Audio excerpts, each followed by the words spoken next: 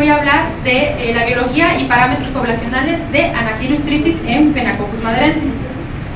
Phenacoccus maderensis es una especie cosmopolita, polífaga e invasiva que cuenta con alrededor de 170 plantas hospedantes distribuidas en 94 países.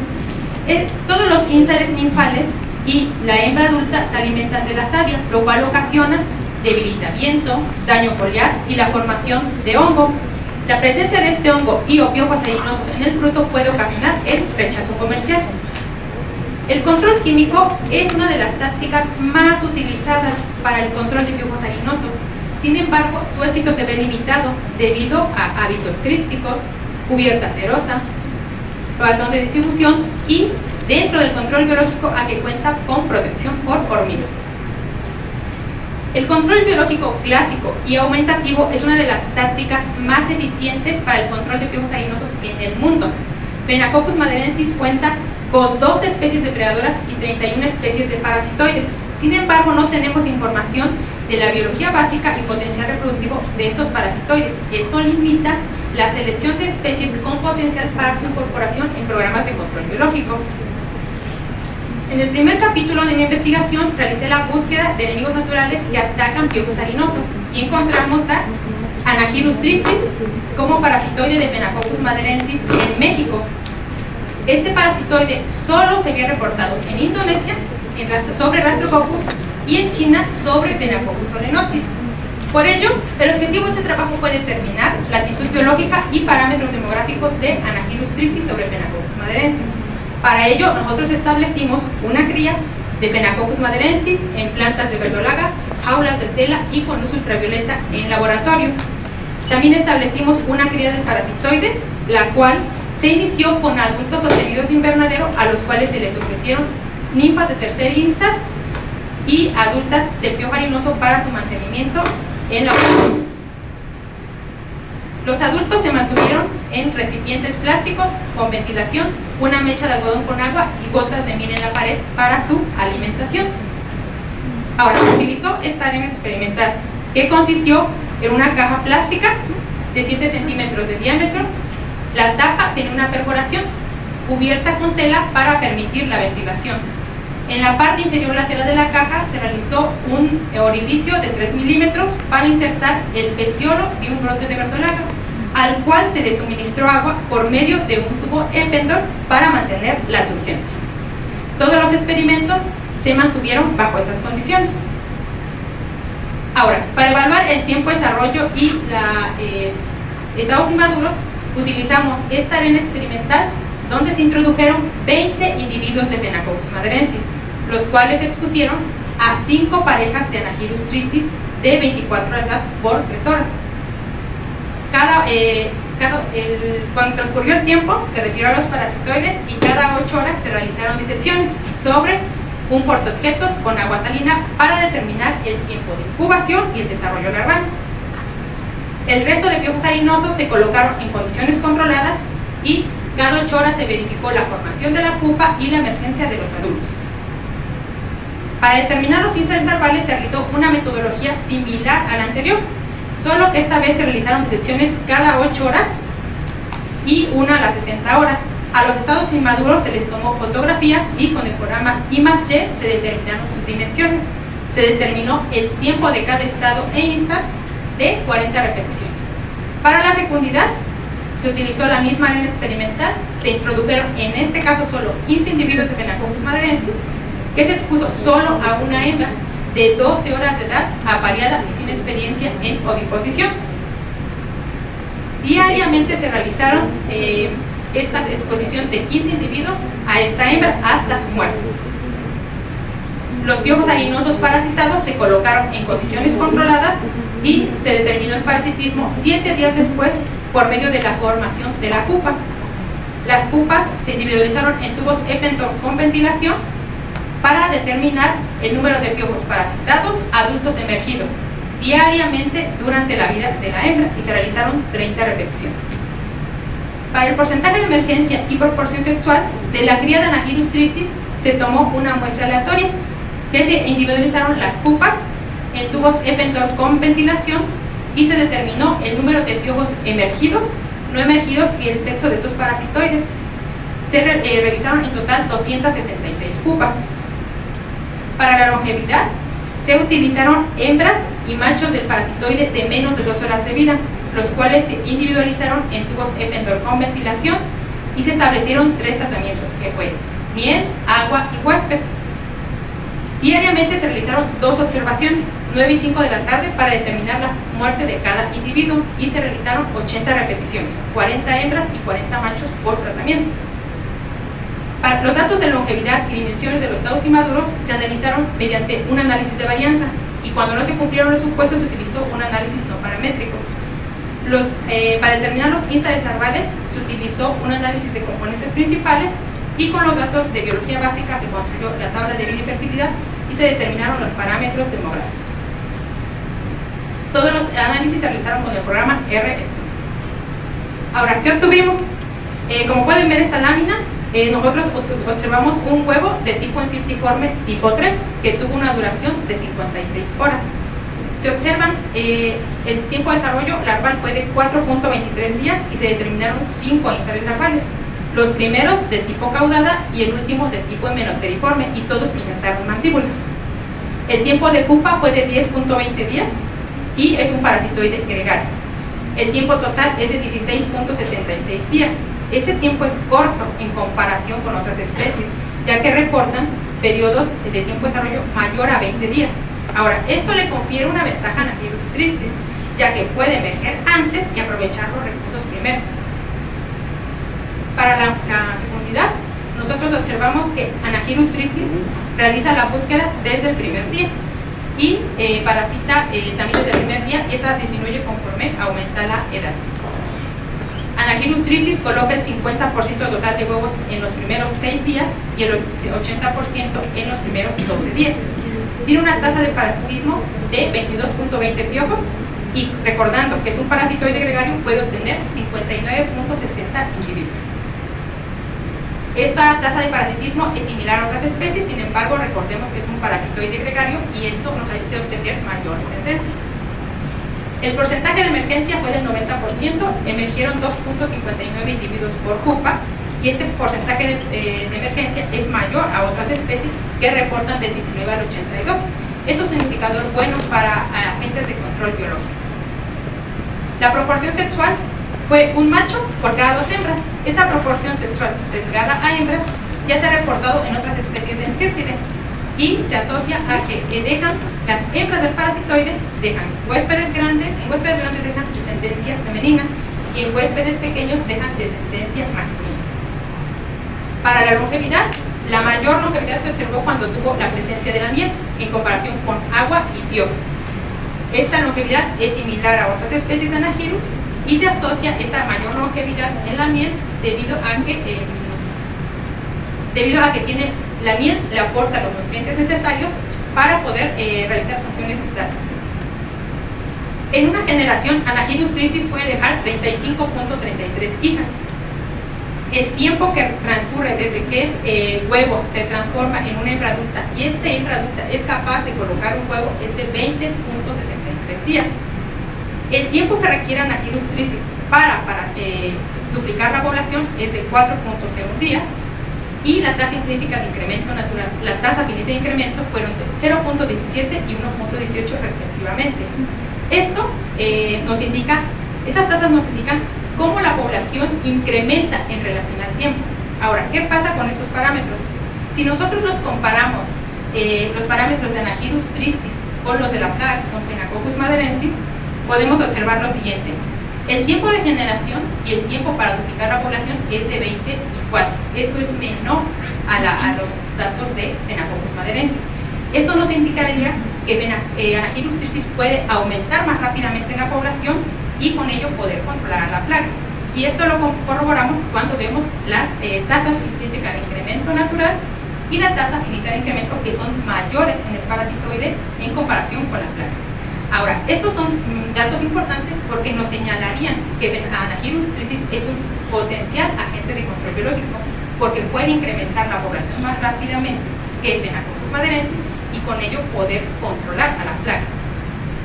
Bueno, en este trabajo nosotros describimos lo que fue la biología y parámetros demográficos de Anagyrus tristis en laboratorio. Sin embargo, se recomienda continuar con ensayos en campo e invernadero para corroborar este potencial. Bueno, me gustaría agradecer al Colegio de Postgraduados por permitirme realizar mis estudios de doctorado. Esta es mi última base de investigación. Y a CECITI por la beca otorgada y al profesor Jorge Valdés por la ayuda en la toma de fotografías. Muchas gracias.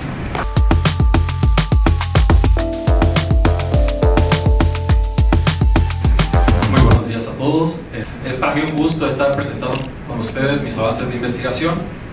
Y bueno, para entrar en contexto, en los sistemas de producción de la lechuga, 3 de cada 4 plantas pueden ser infectadas por Sclerotinia minor y causar la enfermedad denominada pudrición blanda de la lechuga. Esto representa para los productores pérdidas de miles de pesos por hectárea en una sola temporada. Sclerotinia minor es una enfermedad, está catalogada como altamente agresiva debido a varias razones. Una de ellas, el número punto uno, es que es un hongo productor de esclerosios. Esto dificulta porque los esclerosios tienen la capacidad de sobrevivir más de 5 años en el suelo en espera de condiciones latentes para que pueda germinar y producir la enfermedad.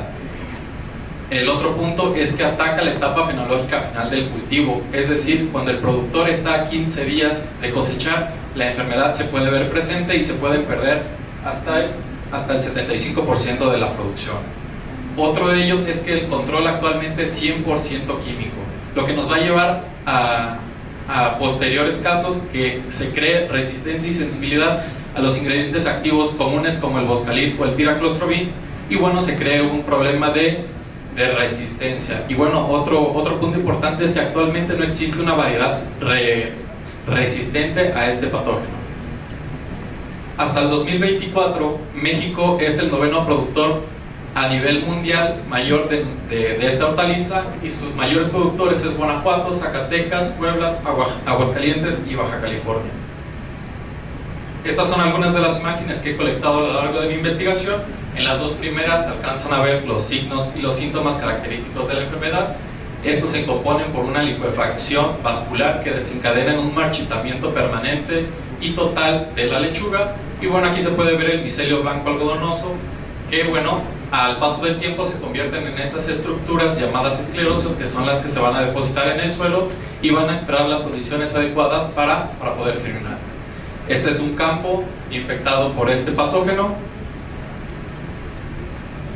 Y bueno, el objetivo de esta investigación es reducir la incidencia de la podredumbre blanca de esta enfermedad mediante la disrupción de la capacidad germinativa de los propágulos, en este caso de los esclerosios, por medio de antibiosis o parasitismo por medio de organismos biológicos o extractos naturales. La hipótesis que nosotros nos hemos planteado es que una o más combinaciones de productos, materia orgánica y extractos naturales ayudarán a reducir significativamente el inóculo y la incidencia, y a su vez vamos a reducir las pérdidas ocasionadas por este patógeno. Como primer parte de esta investigación se hizo un ensayo in vitro en donde primeramente se colectó el inóculo en campo, posteriormente se trabajaron las muestras en laboratorio, se hicieron reproducciones de esclerosios, se hicieron postulados de Koch y posteriormente se hizo un ensayo in vitro en donde el objetivo era probar 8 productos bioactivos. Estos productos bioactivos estaban comprendidos entre cepas de Trichoderma, bacillus y extractos vegetales. La metodología fue depositar de manera directa los 8 productos hacia el esclerosio. Las evaluaciones se hicieron cada 15 días, nada más evaluamos de manera biológica, de manera visual, que no produjera crecimiento de micelio y esclerosios. Después de pasados esos 15 días, se transfirieron estos mismos esclerosios a nuevos medios de cultivo PDA para saber cuál era la residualidad de los organismos bioactivos y los productos de extractos naturales. Estos son los resultados. Como pueden observar, los productos que se caracterizaban por las cepas de Bacillus y de Trichoderma no permitieron el crecimiento ni desarrollo de esclerosios a 15 o a 30 días, y bueno, los aceites y extractos sí lo hicieron. Estas son algunas imágenes que describen este comportamiento. De este lado presento las imágenes tomadas por organismos, tomadas en las cajas Petri donde se inoculó organismos de control biológico no produjeron crecimiento de esclerosios, y por el otro lado sí. Este es el testigo absoluto, que solo se inoculó con agua destilada estéril, y se notan variables en donde la variabilidad del patógeno es diferenciada por el número de esclerosios producidos con respecto al testigo. De acuerdo a estos resultados, estas son imágenes que se tomaron de la transferencia de los esclerosios, en donde el organismo de control biológico sí colonizó como tal la pared externa del esclerosio, pero no sabíamos cuál era el efecto en sí sobre el esclerosio. Teniendo en cuenta esto, se realizó una segunda etapa, un ensayo en vivo. Este ensayo en vivo se hizo a través de macetas. Primero, de la colección de esclerosios que teníamos en el laboratorio, se hizo una prueba de viabilidad para evitar el error de que los esclerosios no estuvieran viables. Ya una vez comprobado que sí tenían la capacidad de germinar, se hicieron postales de esclerosios en donde se depositaban 10 esclerosios por postal de tela microporosa, y bueno, se hicieron unidades experimentales en donde se componían una proporción 4:1 con tierra de campo y peat moss. Las aplicaciones se realizaron a vía drainage. Como parte de las aplicaciones se agregaron 25 mililitros de solución de cada uno de los productos que estaban a una dosis determinada por el fabricante, y estas aplicaciones se hicieron 4 cada 15 días en un total de 2 meses, que es lo que la lechuga tarda en cerrar la bola, que es lo que a nosotros nos interesaba. También se suministró en las unidades experimentales que así lo requirieran guano de murciélago como materia orgánica, y también se suministró fertilizante foliar 20-30 días cada 5 días, también hasta la formación de bola. Todo este experimento fue monitoreado por un data logger que nos medía humedad relativa y temperatura. El diseño experimental fue un diseño completamente al azar en factores, con 3 factores: el factor planta con 2 niveles, con planta o sin planta; la materia orgánica de igual manera, con materia orgánica o sin materia orgánica; y el factor producto, que comprendían los 5 tratamientos que nosotros evaluamos en el ensayo in vitro y un testigo absoluto sin aplicación. Todas estas fueron las variables que se evaluaron para entender el comportamiento de este hongo a efecto de diferentes situaciones que puede presentar en el campo, pero solo voy a hablar sobre las de incidencia. Al finalizar el ensayo se tuvieron un promedio de temperatura muy bueno, que es el adecuado tanto para la planta como para esclerotinia, de 18 grados centígrados, un clima templado y una humedad relativa máxima del 95%. También se hizo un contraste entre una planta sana y una planta enferma, y se presentaron los signos y los síntomas característicos de la enfermedad. Estos fueron los resultados obtenidos en el ensayo donde se tenía planta y materia orgánica. No se tuvo una incidencia mayor del 60%, quitando obviamente el testigo absoluto, que es el que represento aquí. Y por el otro lado, en los ensayos donde no se aplicó materia orgánica y sí se tuvo la planta, no excedió una incidencia de la enfermedad del 30%. Cabe resaltar que en el ensayo en donde no se tuvo planta, no se presentó germinación del esclerosio, lo que nos dice que la planta es la que proporciona esas condiciones específicas para que el patógeno pueda germinar. En el análisis estadístico se utilizó un procedimiento GLM porque se evaluó incidencia de la enfermedad como positiva y negativa. Y aunque ninguno de los tratamientos fue estadísticamente significativo, se notaron tendencias relevantes.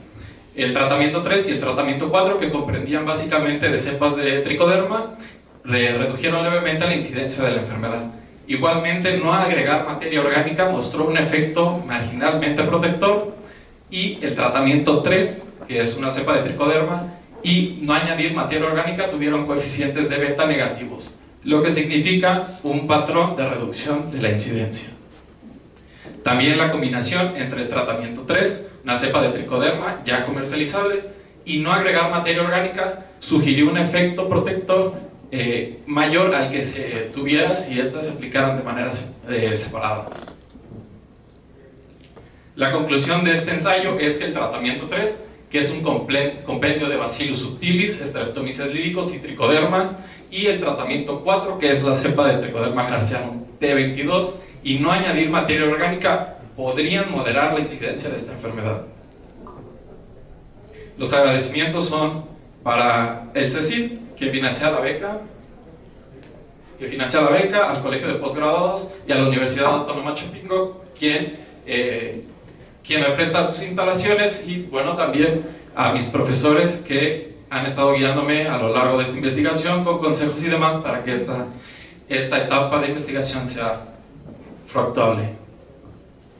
Gracias.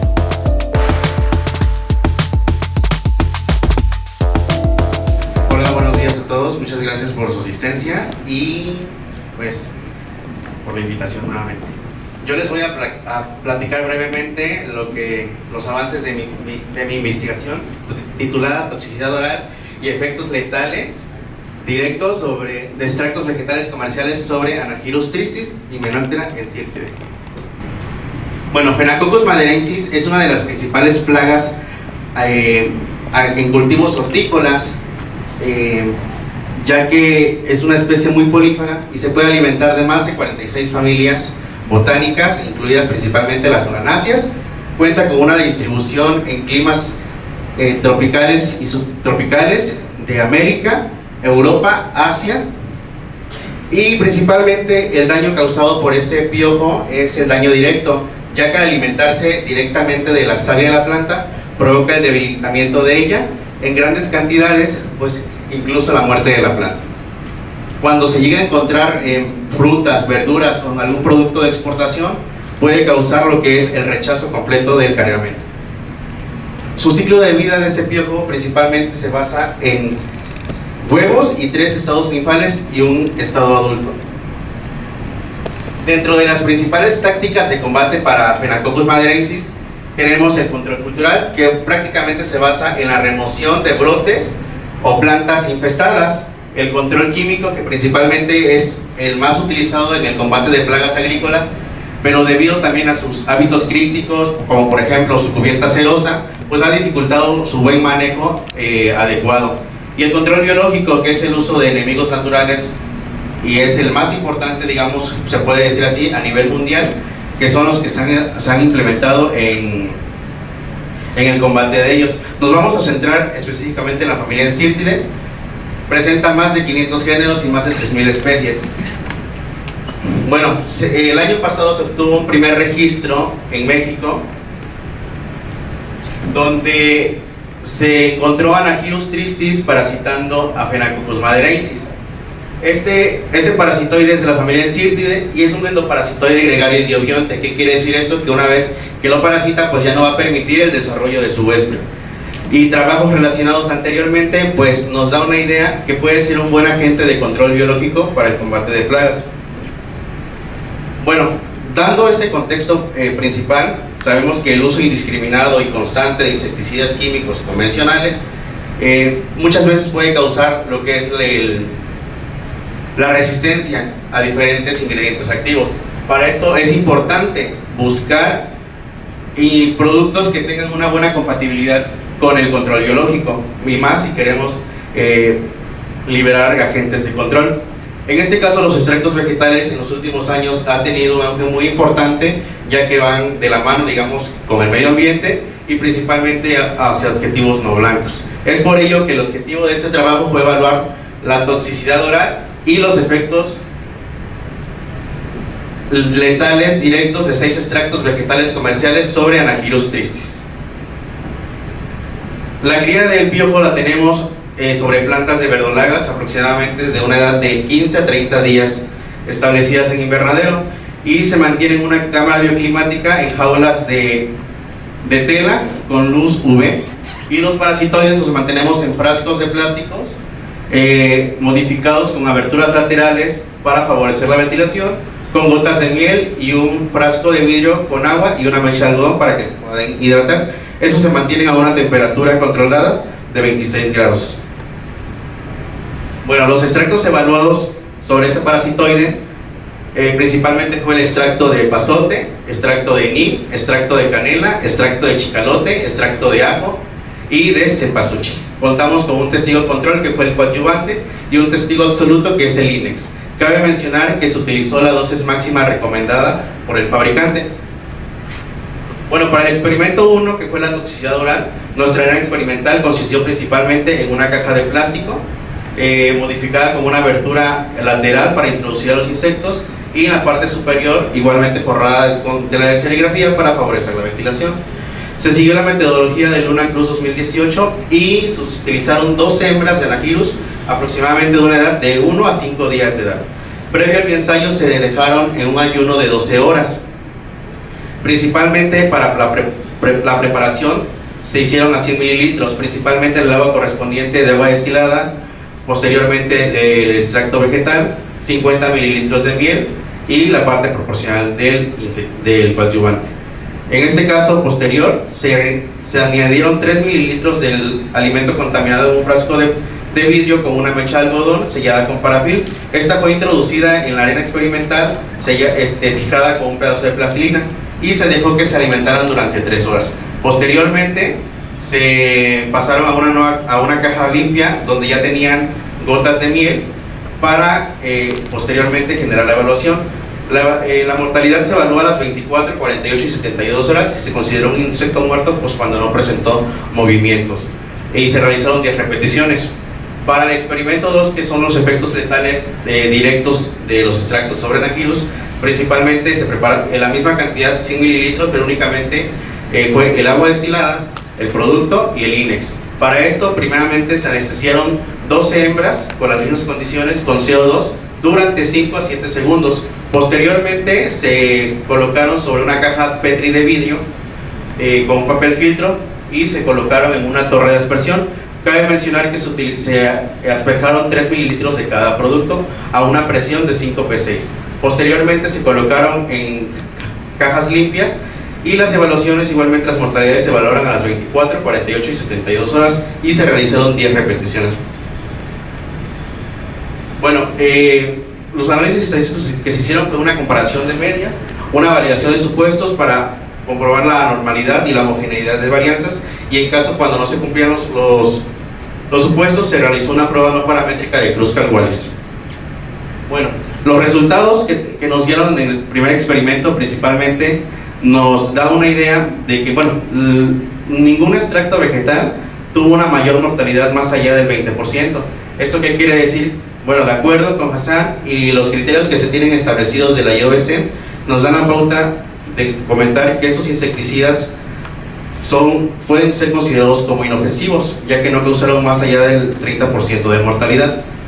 Y para los resultados del segundo experimento, tenemos que la alta mortalidad la obtuvo el extracto de cempasúchil, chicalote y epazote, donde siendo así igualmente no rebasaron más del 50%, y de acuerdo a los criterios de la IOBC se pueden categorizar como ligeramente dañinos. El resto de extractos de nin, canela y ajo no superaron más allá del 30% de mortalidad. Aquí, por ejemplo, Cañarte 2019 evaluaron extractos de calabaza, donde igualmente tuvieron una menor mortalidad a comparación de, si hacemos una comparación con los extractos convencionales, donde evaluaron Macropidosoma truncotenum, obtuvieron un 100% de mortalidad, pero eso es con insecticidas convencionales. Bueno, ya para concluir, en el ensayo de toxicidad oral, pues obtuvimos una muy baja mortalidad, en donde podemos clasificarlo como inofensivos. Para los resultados de toxicidad directa, pues solamente 3 de los extractos podemos decir que son inofensivos, y el restante únicamente pues son ligeramente dañinos. Y pues principalmente esos resultados muestran un potencial del uso de extractos vegetales como un método alterno al combate químico de uso de insecticidas convencionales. Y pues lo primordial es buscar la compatibilidad con el control biológico y pues la conservación de esa parasitoides, si es que queremos implementarlo como un regulador natural. Quiero agradecer al Colegio de Postgraduados, al Fitosanidad, en este caso a la Entomología y Acarología, a la Secretaría de Ciencias y de Tecnología de Humanidades, a Copper por las muestras de los piojos, al Grupo Ultraquimia por la donación de los productos y principalmente a mi consejo particular. Muchas gracias.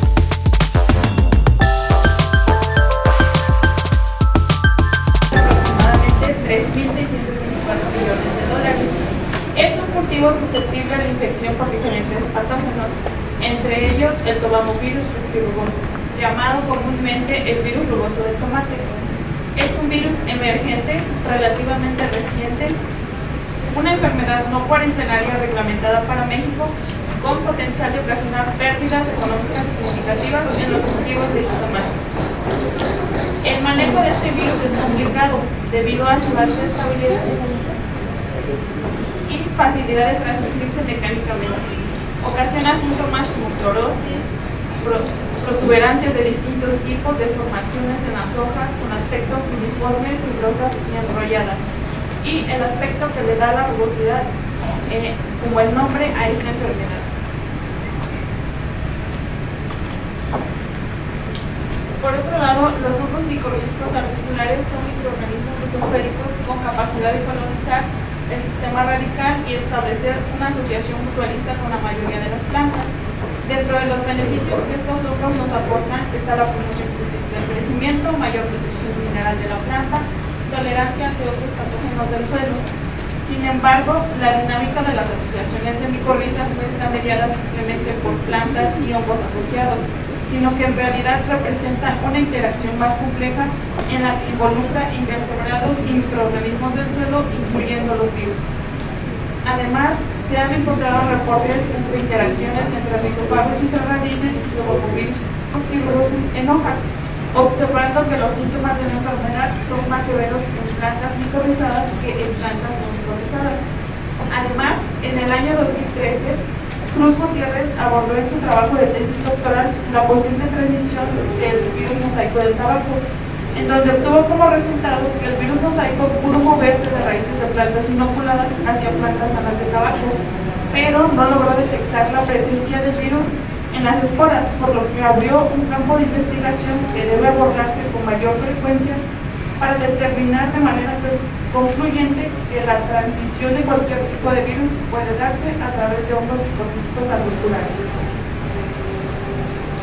Por lo que el objetivo general de esta investigación es determinar si Rhizophagus intraradices, que es el hongo con el que estoy trabajando, es transmisor de tobamovirus fructirugoso en jitomate, teniendo como objetivos específicos conocer la respuesta fisiológica de plantas de jitomate inoculadas por Rhizophagus intraradices e infectadas por tobamovirus fructirugoso. Asimismo, determinar si el virus se localiza en las esporas del hongo micorrízico arbuscular y puede pasar a plantas sanas a través de sus hijos. Bueno, como materiales y métodos, la presente investigación se está llevando a cabo aquí en el Colegio de Postgraduados. La fuente de inóculo del virus son plantas de jitomate infectadas por tobamovirus fructirugoso. Mi material vegetal son plantas de jitomate de la variedad Floradade. Y la fuente del hongo micorrízico arbuscular, Rhizophagus intraradices, proporcionado por el área de microbiología del posgrado en edafrología, aislado originalmente del estado de Morelos y mantenida en cultivos trampa en macetas como maíz y sorgo. Las unidades experimentales consistieron en macetas de vasos de unicel con un sustrato de peat moss, suelo agrícola y arena de río en una relación 1:1.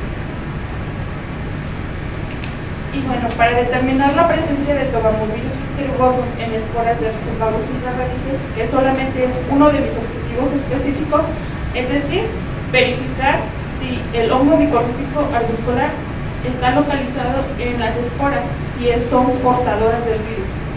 Bajo condiciones de invernadero se establecieron 3 tratamientos. Tratamiento número 1, plantas colonizadas por Rhizophagus intraradices.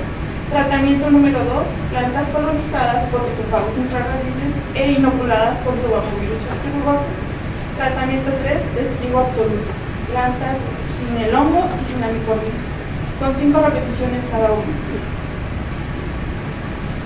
Las plantas fueron inoculadas a la presencia de 3 hojas verdaderas con 6 gramos de suelo seco, con 120 esporas e hifas de Rhizophagus intraradices mezclado con raicillas de plantas de jitomate mediante orificios cercanos a la raíz para facilitar la simbiosis. Asimismo, se realizó la inoculación mecánica con tobamovirus fructirugoso, realizando microheridas en las hojas para la facilitación de la penetración del virus. comenzaron a presentarse los primeros síntomas en las plantas inoculadas con el virus a los 15 días, presentando mosaicos leves. A los 30 días se comenzaron a observar la presencia de hojas deformes y una severa clorosis, y a los 45 días se comenzó a observar una reducción de la tasa de crecimiento. Se evaluó el porcentaje de colonización micorrícica a los 30, 60 y 90 días después de la inoculación con el hongo, mediante tinción con azul de tripano. Esto para verificar que el hongo se estuviera propagando en el suelo, y se logró obtener un 60% de la colonización posterior a los 30 días después de la inoculación. Se realizó la extracción de ARN total de hojas y raíz de plantas de jitomate infectadas con tobamovirus fructirugoso para la detección del virus mediante RT-PCR. Asimismo, se realizó la extracción de ARN total de esporas mediante trisol. Previo a esto, se realizó, por ende, la extracción de las mismas esporas del suelo mediante tamizado y decantación con gradiente de sacarosa. Se realizó la microscopía electrónica de transmisión en las esporas mediante incrustación de esporas en resina para la obtención de cortes ultrafinos mediante ultramicrotomo. Bueno, como resultados en la detección del virus en las hojas de jitomate, nuestro carril M lo consideramos como es para estimar el tamaño de los fragmentos amplificados. En nuestro carril positivo se observa una banda a la altura de 475 pares de bases, lo que nos indica que la PCR y reactivos funcionaron correctamente. En nuestro control negativo no se observa banda, por lo que aseguramos que no hubo contaminación, y nuestra planta inoculada con el virus en el carril número 1, pues podemos observar la banda a la altura de 475 pares de bases, lo que nos indica que el virus está presente en la planta, y la planta no inoculada no presenta bandas como era de esperarse. También se realizó la detección en la raíz, esto para asegurar la presencia del virus en la raíz, y ya que hace contacto con las esporas. Como podemos observar, la planta inoculada con el virus se observa una banda a la altura de 475 pares de bases, también estuvo presente el virus. Y finalmente, para la detección en las esporas con Rhizophagus intraradices, como podemos observar, no amplificó al virus rugoso. Estas son las micrografías de cortes ultrafinos en las esporas de Rhizophagus intraradices. No se lograron observar la presencia de varillas rígidas, que es la forma de la partícula viral de este virus. Bueno, como conclusión, bajo esta primera aproximación, se concluye que Rhizophagus intraradices no son portadoras de tobamovirus fructirugoso. Sin embargo, existe la posibilidad de que las hifas actúen como puente de transmisión de plantas inoculadas hacia plantas sanas de jitomate. Bueno, agradecimientos a la Secretaría de Ciencias, Humanidades, Tecnología e Innovación CECIT por la beca otorgada para la realización de estudios de maestría, al Colegio de Postgraduados Campus Montecillo por la facilitación de sus instalaciones y el financiamiento para la realización de esta investigación, y al posgrado de fitosanidad.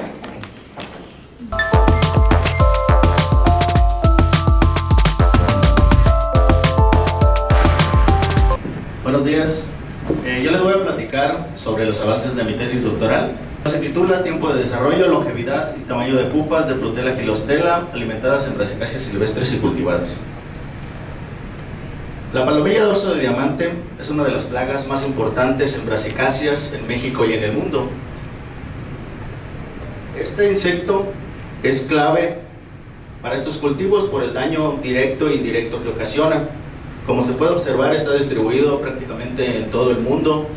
Es oligófaga, se restringe solamente a la familia Brassicácea, pero uno de los problemas más importantes es la capacidad que tiene este insecto para adquirir resistencia a insecticidas. Hasta el día de ayer, a las 11:59 de la noche, existían 1099 casos de resistencia, por lo cual hace a este insecto uno de los más difíciles de controlar.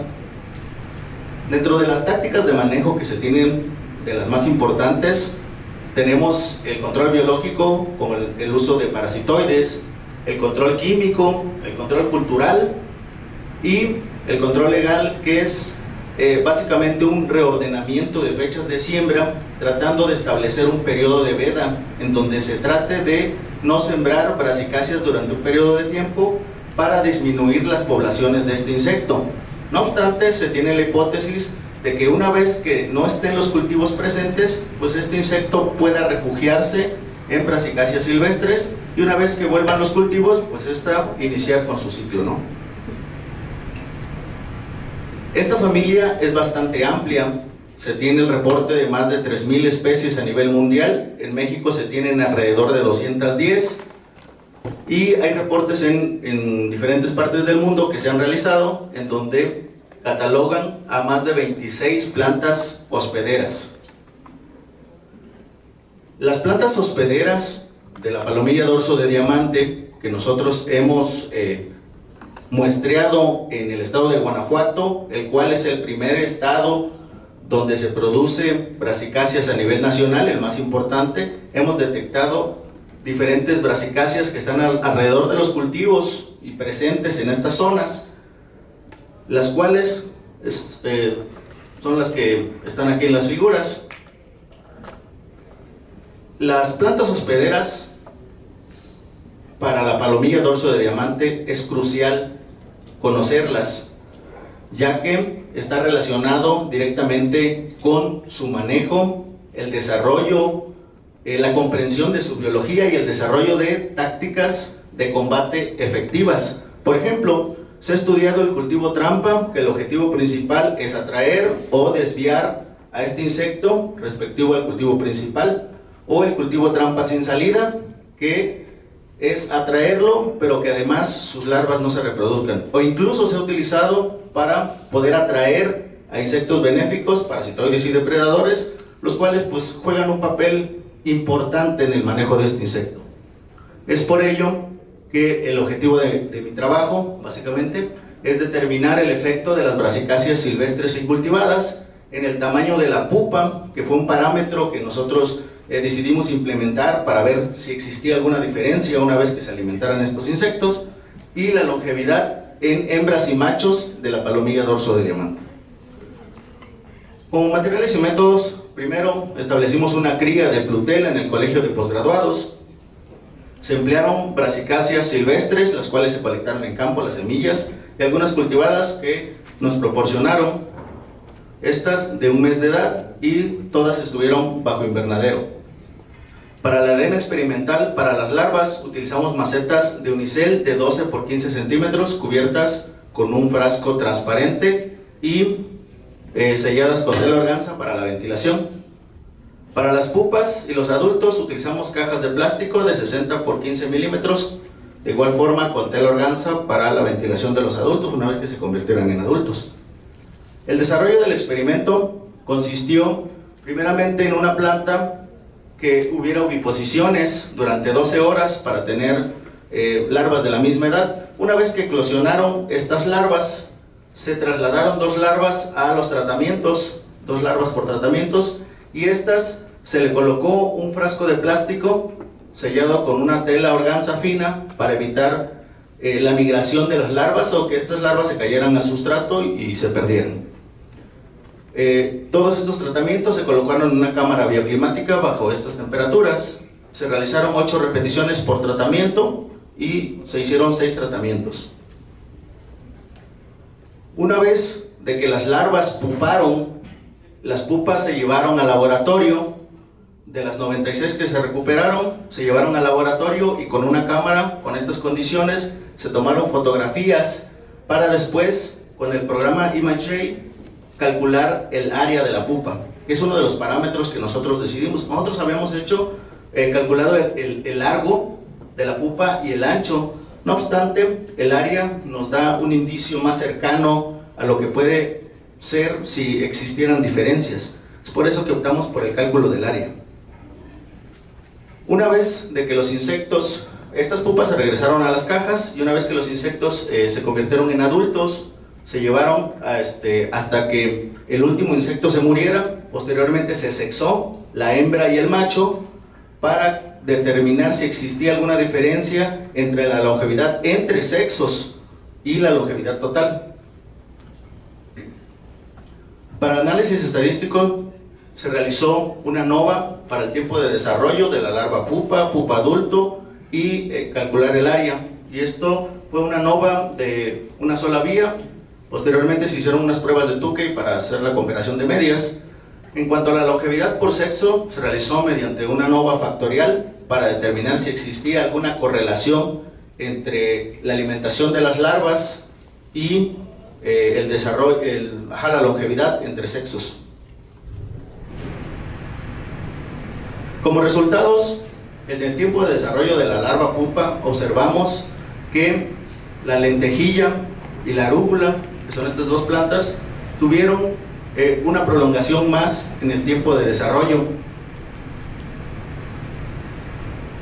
Para el caso de Brassica rapa y mostacilla, pues observamos que se redujo, aunque no fue diferente respecto al testigo.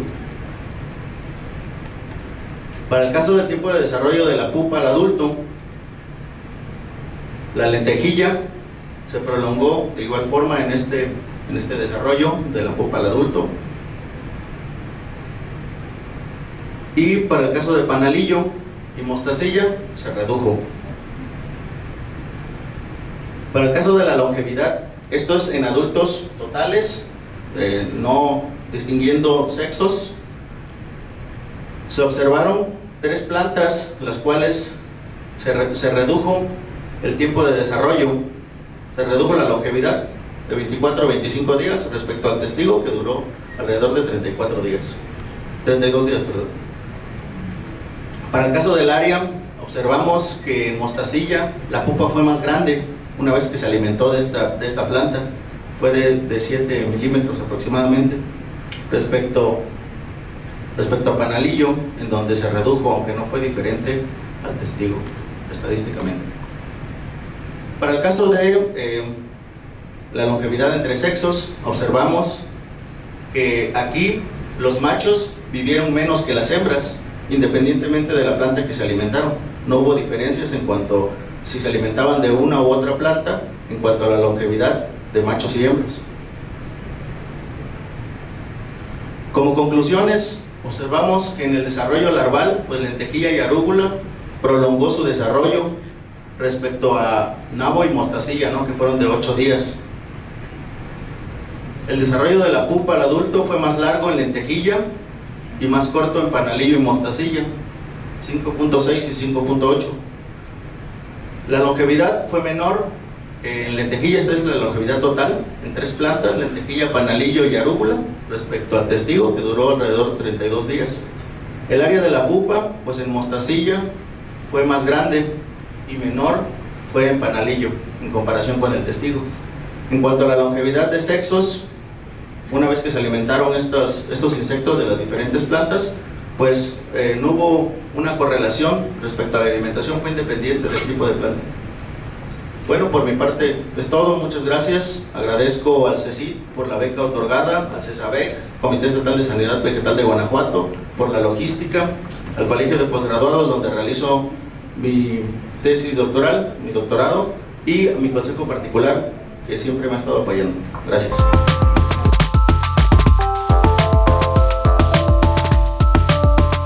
Buenos días.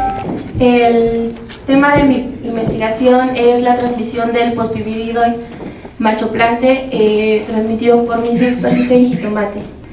Este viroide es el que antes conocíamos como el tomato planta macho vario, y de manera general me gustaría primero hablarles acerca un poquito de los viroides.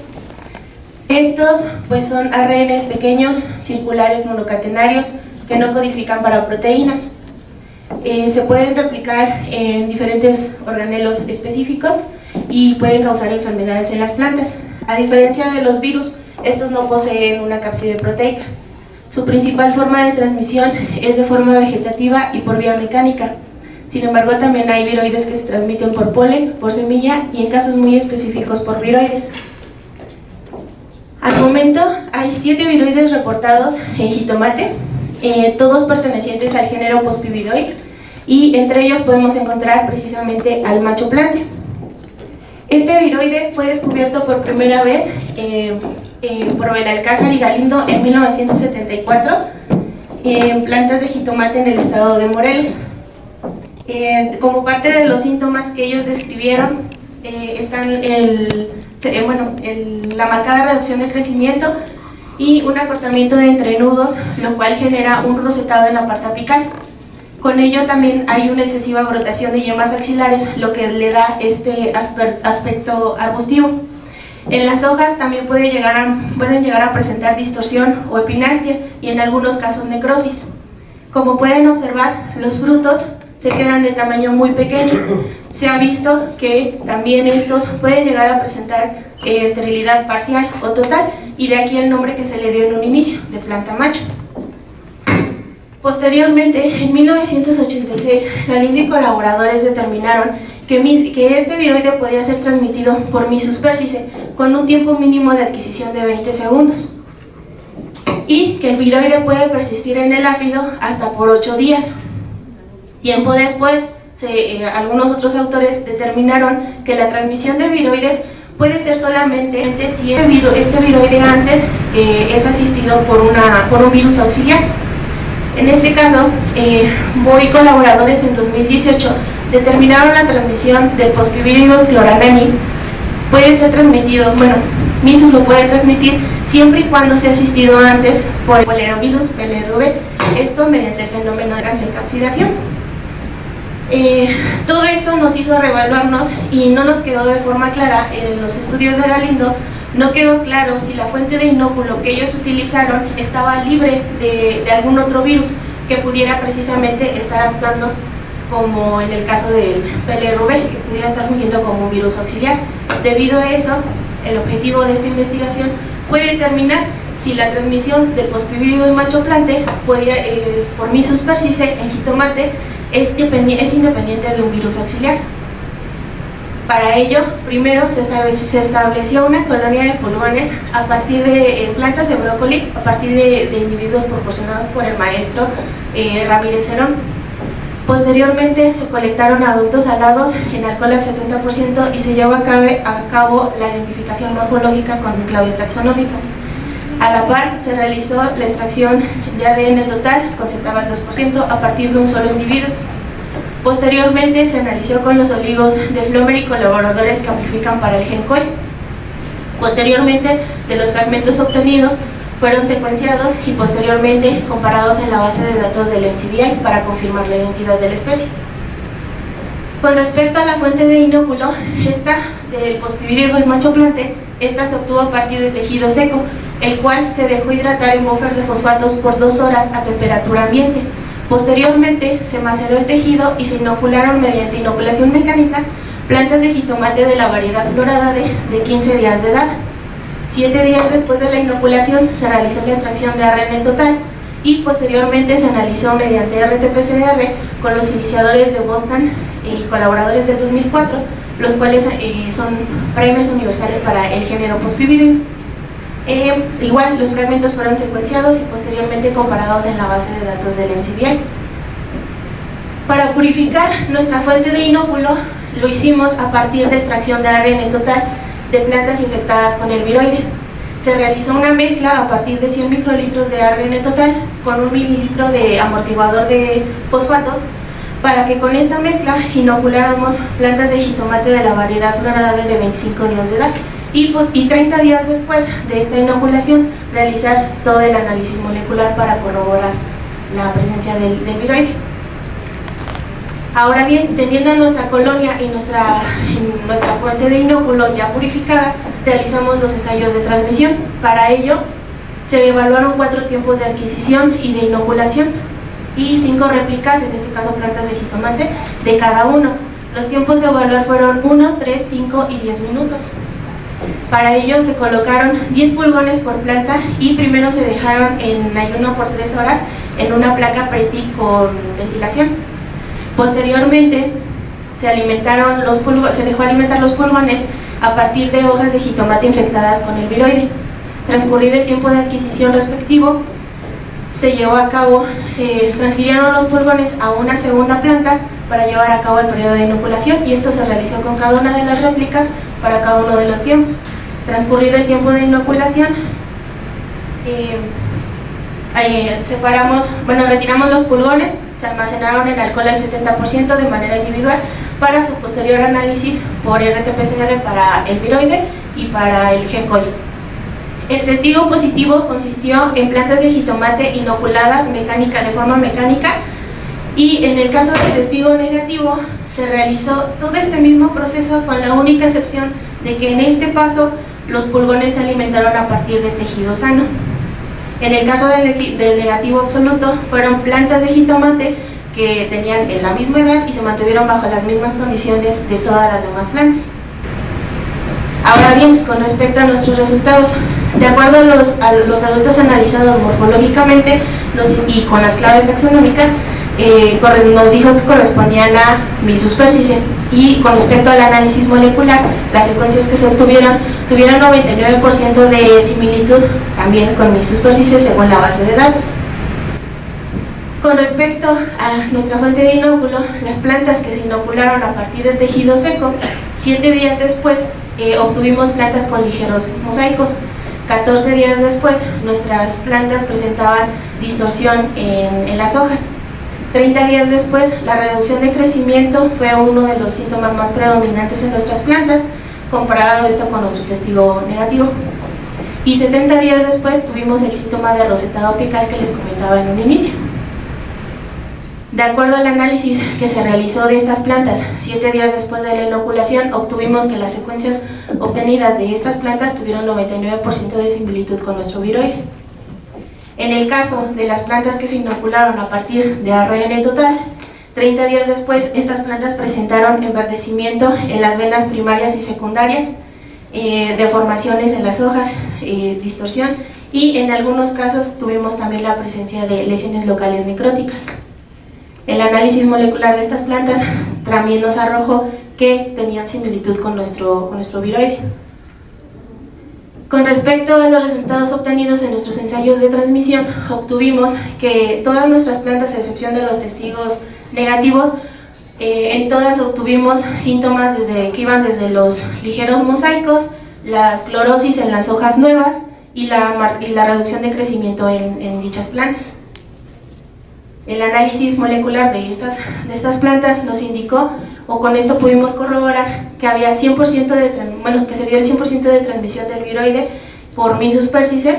Nuestros testigos salieron correctos, los negativos no amplificaron, y las secuencias que se obtuvieron a partir de aquí también nos dieron 99% de similitud con nuestro viroide.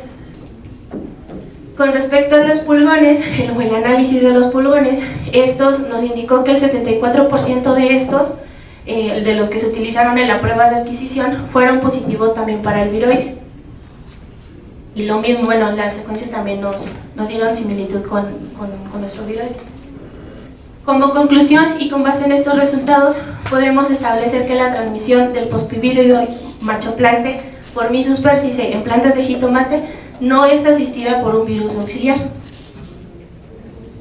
Mis agradecimientos al CECIT por la beca otorgada para estos estudios de doctorado, al Colegio de Posgraduados y al Instituto de Fitosanidad por la facilitación de sus instalaciones, a mi consejo particular por su apoyo y guía en el transcurso de los ensayos, y a todas las personas y compañeros que han contribuido también en el apoyo de la realización de estas actividades.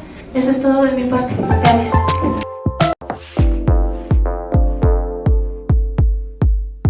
El trabajo que voy a presentar lleva por título Factores de mortalidad de Rutella gilostela en brócoli en Tepeaca, Puebla. Rutella gilostela es una plaga que se encuentra en todas las regiones del mundo donde se cultivan crucíferas. Durante su ciclo de vida pasa por las etapas de huevo, 4 instares larvales, pupa y adulto. En México, particularmente en brócoli, representa el principal problema fitosanitario. Esto debido a que es un producto de exportación, por lo tanto la tolerancia de larvas o pupas sobre el florete es cercana a cero. Para reducir sus poblaciones en campo se recomienda el uso de una estrategia de manejo integrado de plagas. Sin embargo, el uso excesivo de productos químicos ha ocasionado que actualmente sea la plaga con el mayor número de reportes de resistencia. Ante esta problemática existe evidencia de la diversidad de enemigos naturales para la plaga. Sin embargo, se desconoce cuál es el impacto que cada uno de ellos tiene sobre las diferentes etapas de su desarrollo. En otros países donde se cultivan crucíferas, se han realizado evaluaciones en campo para determinar la eficacia de los enemigos naturales de Protella gilostela mediante el uso de tablas de vida. Una tabla de vida es una herramienta que nos permite identificar los diferentes factores de mortalidad de una plaga a través del tiempo y el espacio y cuáles son los factores que lo ocasionan.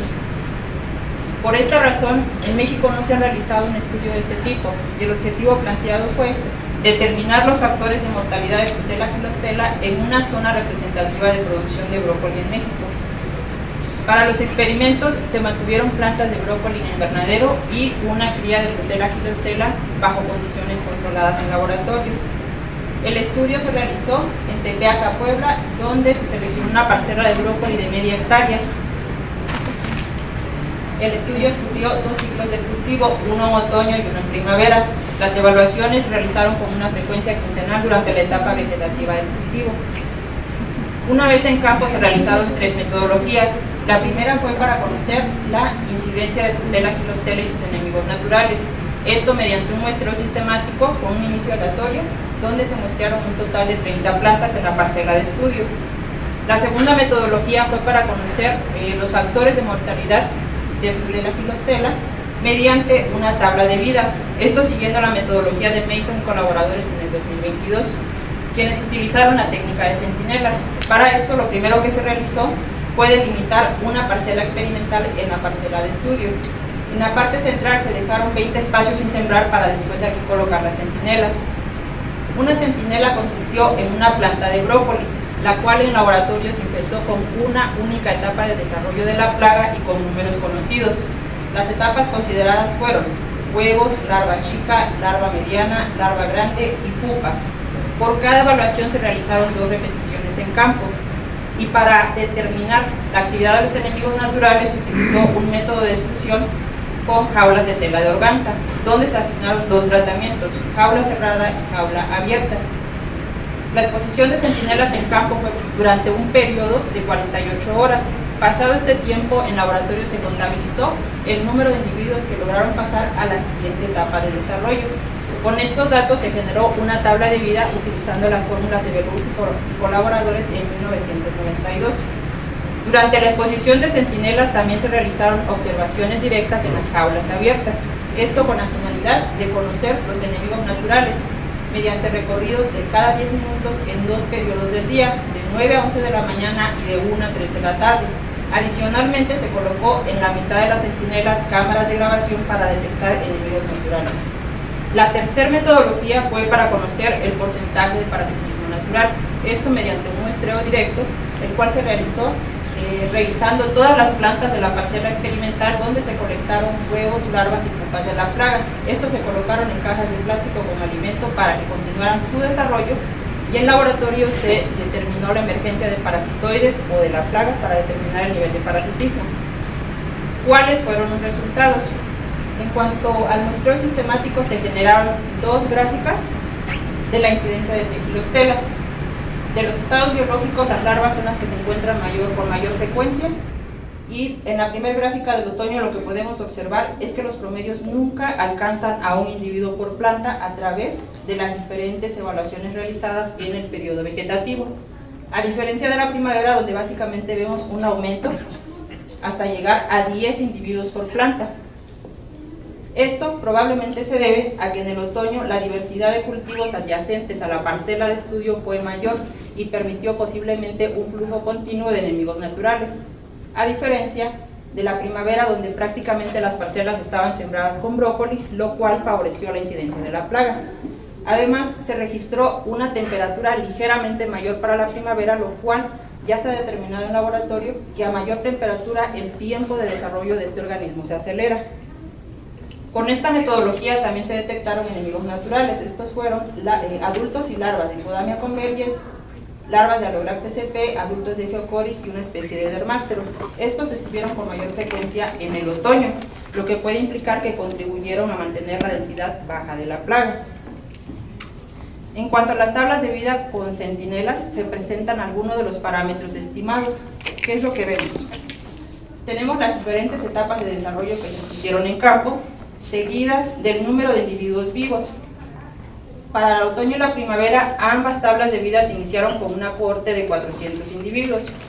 De estos, en el otoño solo lograron llegar a la etapa final 8 y 6 para la primavera. Si se asume que las poblaciones en campo presentan una proporción sexual de 1 a 1 hembra-macho, la tasa neta reproductiva estimada para el otoño fue de 4 y de 3 para la primavera. Estos resultados coinciden con lo que se reportó en Brasil, en Canadá y en Australia, donde indican que menos del 10% de la población inicial llega hasta la etapa adulta. En la columna de X podemos ver la mortalidad. Esta se presentó en todas las etapas de desarrollo con un mayor porcentaje en huevo, un 59% en el otoño y un 64% para la primavera. Al identificar estos factores de mortalidad, el primer factor fue el parasitismo, el cual se encuentra representado en las celdas en azul. Este únicamente se registró en la etapa de larva y básicamente estuvo conformado por dos especies, Aphanteles physiotrichosus y Diadema insularis. Otro factor que se detectó fue un factor desconocido, en el cual aún se está trabajando en el análisis de datos para atribuirlo probablemente a factores ambientales como la precipitación o a la presencia de depredadores. Esto último relacionado a los resultados obtenidos mediante el uso de las cámaras con las barras rojas y a las observaciones directas con las barras en azul. La diversidad de parasitoides de depredadores que se detectaron con esta metodología fueron los adultos de Allograptes sp, una especie de estafirínido que está en proceso de identificación, y dos especies de Mictera, Geocoris y Orius. Y finalmente, con el muestreo directo, lo que se hizo fue generar gráficas de los diferentes estados inmaduros colectados en campo. El parasitismo únicamente se registró en la etapa de larva, con un 59% en larva grande. Esto fue para el otoño. En cuanto a la primavera, se observa una tendencia similar. El parasitismo se detecta también únicamente en la etapa de larva, sin embargo el porcentaje más alto fue del 27% en larva mediana. Estos resultados fueron similares a los que se encontraron con tablas de vida, donde básicamente el porcentaje de parasitismo se debe a dos especies de parasitoides que fueron Diadema insularis y Aphanteles physiotrichosus. Además, con este muestreo se esperaba que la diversidad fuera mayor, debido a que en el estudio realizado en Canadá con esta metodología se determinaron 10 especies de parasitoides e hiperparasitoides. En cuanto a los resultados que se obtuvieron con el trabajo, se concluye lo siguiente. La incidencia de Praegilostella fue mayor en primavera a diferencia del otoño. Con el uso de las tablas de vida, las tasas de mortalidad fueron siempre arriba del 90%, con una mayor proporción en la etapa de huevo. Y que finalmente, los principales enemigos naturales detectados fueron una especie de Diadema insularis, Aphanteles physiotrichosus y dos especies de depredadores, larvas de Hipodamia convergens y larvas de Allograptes sp. Para terminar, quiero agradecer al CECITI por la beca otorgada para los estudios de doctorado, al Consejo Particular, quienes han sido parte importante durante todo el desarrollo de la investigación, al maestro Jorge Valdés por el apoyo en el trabajo fotográfico, al señor Fernando Flores González, quien permitió que se realizaran los experimentos en su parcela, y a los compañeros que contribuyeron con el trabajo de campo. Sería todo. Gracias.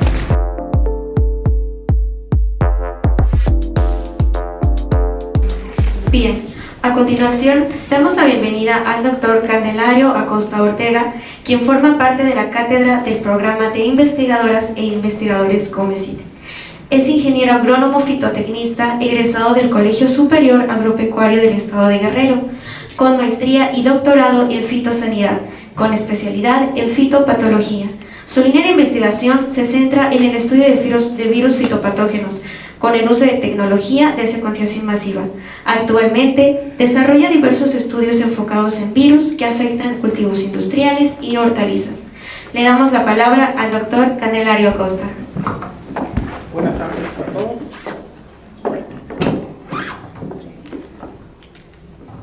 Buenas tardes a todos, gracias por permanecer todavía aquí. A continuación les daré a conocer parte del proyecto que estoy desarrollando, el cual lleva por título Epidemiología Virómica y Bacteriómica NAJO, el cual colaboran diferentes investigadores, tanto del programa de fitopatología como externos. Bien, el cultivo de ajo es originario de Asia, sin embargo fue introducido a México con la llegada de los españoles. El ajo tiene diferentes usos, como ya sabemos, en la gastronomía. Sin embargo, algo importante que resaltar es que produce un bioactivo que se conoce como alicina, que tiene diferentes usos. El cultivo de ajo, como muchos otros, es atacado por diferentes patógenos. Para el caso de virus, a nivel mundial se han reportado alrededor de 13. En México tenemos reporte de 6 dentro de los géneros Carlavirus, Otivirus y Alexivirus. Para el caso de bacterias a nivel mundial, tenemos reportes de Pantoea, Burkholderia y Pectobacterium, las cuales pueden llegar a matar al cultivo o a la planta. Bien, en esta investigación nos propusimos estos 3 objetivos. El primero es determinar el viroma en el cultivo de ajo, en plantas de ajo previamente con caracterización de síntomas virales.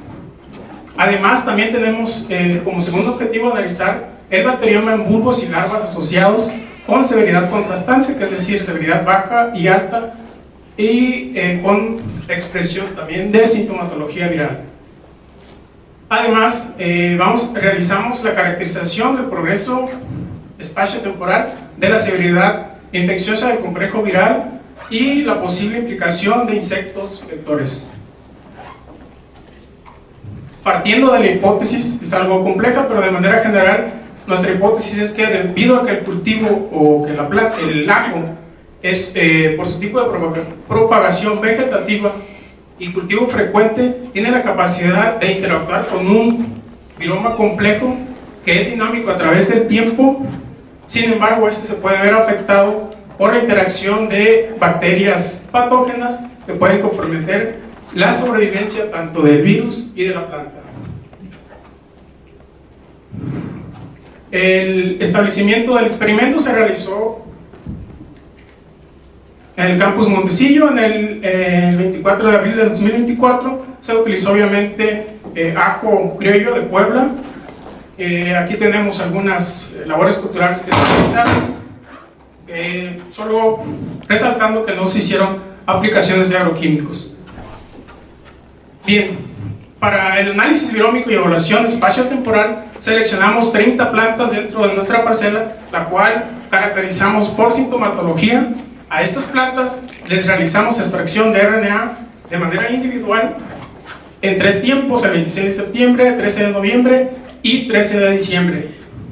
Este RNA se sometió a secuenciación masiva para poder determinar el viroma del ajo en diferentes tiempos.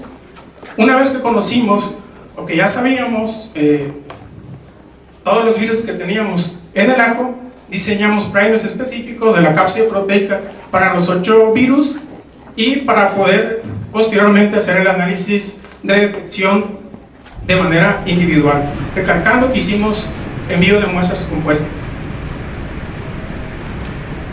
Adicionalmente, al continuar con el análisis virómico y evaluación espacio-temporal, seleccionamos 200 plantas distribuidas de manera espacial, las cuales evaluamos 12 semanas utilizando la aplicación AppExplora, la cual estaba vinculada a una escala nominal de 6 clases. Adicionalmente, también hicimos la selección de 48 plantas distribuidas de manera espaciada y las analizamos para los 8 virus que previamente habíamos detectado. Además, hicimos el monitoreo de insectos con 5 trampas pegajosas azules y 5 trampas amarillas tipo muere. Adicionalmente queríamos ver también el viroma en áfidos. Hicimos el análisis del viroma en 2 fechas, que fue el 11 de noviembre y el 9 de diciembre. Adicionalmente, Dentro de estas plantas le dimos seguimiento al bulbo, los cosechamos y los analizamos para ver la trazabilidad del virus en la parte aérea y en el bulbo. Para el caso del análisis bacteriómico, durante el cultivo observamos diferentes grados de pudrición de bulbo, los cuales caracterizamos y únicamente seleccionamos dos severidades, la baja y la alta. Adicionalmente pudimos observar también que dentro de los bulbos de severidad alta encontramos dos morfotipos de larvas, las cuales también se sometieron a secuenciación masiva. Lo que se hizo fueron hacer, más bien se hicieron diluciones, se sembraron en agar nutritivo, se hicieron raspados para la secuenciación masiva y adicionalmente se hizo el conteo de bacterias o colonias predominantes y se purificaron para su posterior análisis. Una vez que se hizo la secuenciación masiva, hicimos todo el proceso bioinformático, el análisis de datos y la asignación taxonómica. Estamos en esta parte realizando pruebas tanto bioquímicas y biológicas que puedan complementar el análisis bacteriómico. Adicionalmente tenemos también pensado realizar el diseño de primers para estudios de población y de detección. Recalcando que mandamos 4 muestras de bulbo y 2 de larva. Bien, ¿qué obtuvimos? Para el caso del análisis virómico temporal, pudimos primeramente detectar 8 virus en la planta a través del tiempo y además podemos observar que el comportamiento fue dinámico con diferentes grados probablemente de adaptabilidad. Por ejemplo, pudimos encontrar un virus que se mantuvo estable en las 3 fechas de muestreo, donde prácticamente al inicio las 30 plantas fueron positivas. En el 13 de noviembre también mostró una alta incidencia, al igual que el 13 de diciembre. Sin embargo, también pudimos encontrar el otro escenario donde hubo una tendencia decreciente de los virus, por ejemplo de este virus, que es un potivirus, donde al inicio prácticamente era el 100% de las plantas, pero al final pudimos ver que la detección bajó. También pudimos encontrar que había virus que al inicio se detectaron en pocas plantas, pero que fueron incrementando a través del tiempo. Algo importante también resaltar en esta diapositiva es que el Garnet Yellow Mosaic Associated Virus y el Axivirus del Tani son primeros reportes aquí en México, y para el caso del virus BT y el Poliovirus COVID son el primer reporte a nivel mundial. Aquí recalco también el uso o la ventaja que tiene el usar las técnicas de secuenciación masiva, que nos permiten una caracterización virómica más precisa y más rápida. Bien, como para el caso de la incidencia y prevalencia viral espacial de 48 plantas que analizamos de manera individual para los 8 virus, podemos ver aquí en esta imagen un marcado efecto de bordo en las orillas, donde podemos tener la mayor incidencia, ¿no? De este lado, solo como comentario, había una barrera de maíz y también había malezas, los cuales no se eliminaron. Algo importante también que resaltar es que pudimos detectar infecciones mixtas de hasta 6 virus por planta. Además, estos dos carlavirus mostraron una distribución prácticamente en toda la parcela con incidencias del 100 y el 95%, probablemente exhibiendo un mayor grado de adaptabilidad con el cultivo. Para el caso del análisis temporal de la intensidad de síntomas, donde evaluamos 200 plantas durante 12 semanas, pudimos observar, de acuerdo a nuestra clasificación de síntomas, que este síntoma, el que denominamos rayado, bandeado y mapeado, se mantuvo prácticamente desde el inicio y fue aumentando a través de las evaluaciones. También mencionando que al final de las evaluaciones pues hubo plantas que murieron.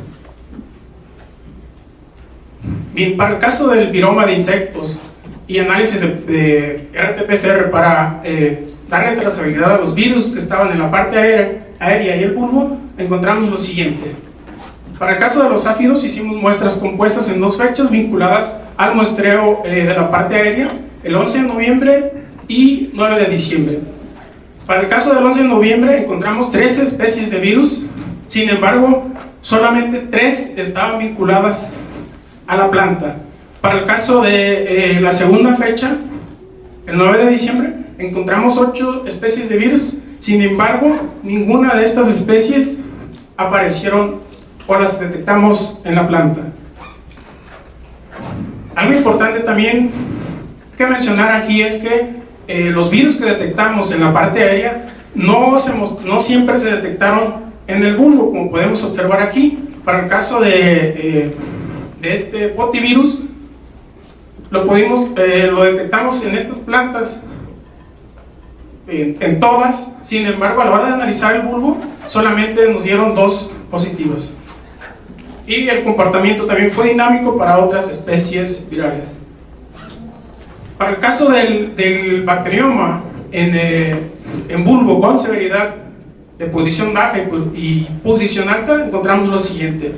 Aquí recalcando únicamente que encontramos 2 bacterias fitopatógenas y una diversidad de otros tipos de bacterias que estamos analizando para ver su comportamiento o qué es lo que están haciendo en el bulbo.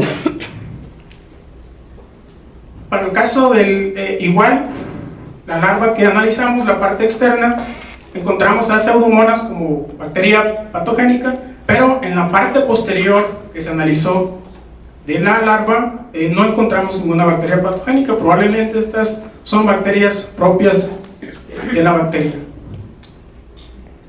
Bien, como conclusiones, pues debemos decir que los virus asociados en el cultivo de ajo exhiben una coevolución adaptativa por la planta que viene probablemente de varios años y que le ha permitido soportar una carga viral amplia, que es dinámica a través del tiempo y que puede soportar infecciones mixtas sin que comprometa a la planta o que la mate. Resaltando también aquí que la principal vía, de acuerdo a lo que nosotros encontramos, la principal vía de dispersión de los virus es a través del bulbo, y que los insectos pudieran estar actuando de manera secundaria. Aquí resaltando también los 2 nuevos virus asociados al ajo reportados por primera vez y 2 a nivel mundial, y también resaltando que el carnavirus, la Tensali, fue el más prevalente y probablemente tenga un mayor grado de coevolución con la planta. Para el caso de las bacterias, encontramos estos géneros fitopatógenos, que es Camboea, Ralstonia, Pseudomonas. Seguimos analizando para ver si están asociadas directamente con la pudrición, y pues posteriormente obtendremos esos resultados. Por mi parte es todo. Le agradezco al COMECIT por el financiamiento de la beca, al colegio de posgraduado, por supuesto, al Instituto Fitosanitario y a la red por el financiamiento que se dio en este proyecto.